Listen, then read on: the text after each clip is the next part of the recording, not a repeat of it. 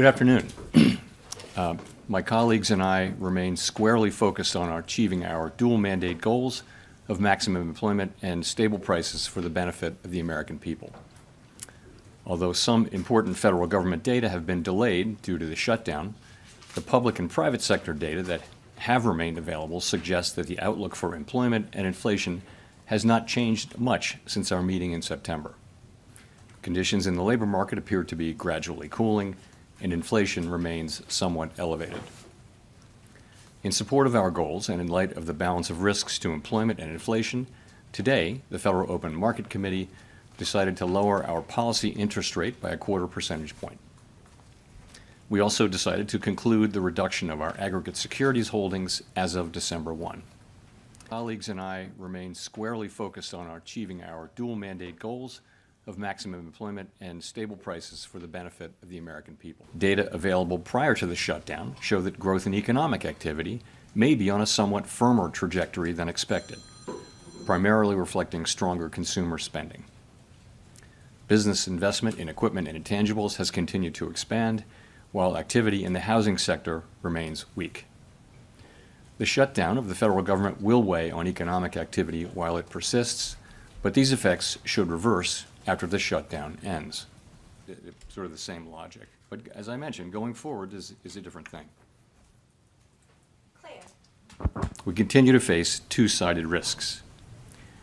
In the committee's discussions at this meeting, there were strongly differing views about how to proceed in December. A further reduction in the policy rate at the December meeting is not a foregone conclusion. Far from it. Policy is not on a preset course. At today's meeting, the committee also decided to conclude the reduction of our aggregate securities holdings as of December 1.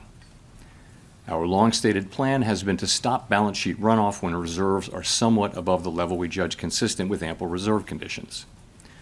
Signs have clearly emerged that we have reached that standard. Do you view that the risks are greater that the Fed makes a mistake on employment or inflation? So the September, if you ask me, could it affect the December meeting?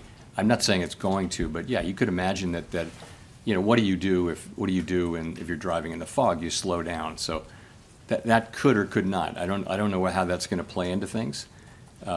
We may get the data may come back, but there's a possibility that it would make sense to be more cautious about moving. I'm not committing to that. I'm just saying it's certainly a possibility that you would say, we really can't see, so let's slow down. That you're starting to see this tension between growth and employment starting to be resolved, to the detriment of employment.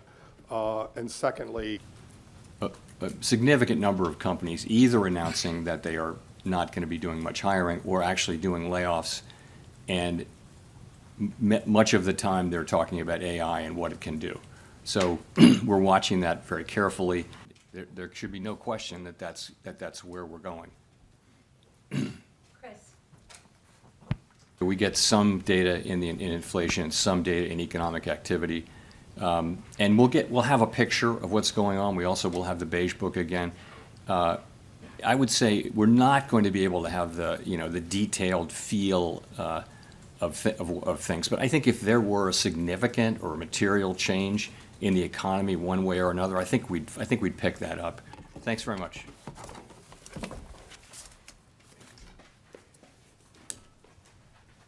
If you like this video, then like, share and subscribe to Mirror Now.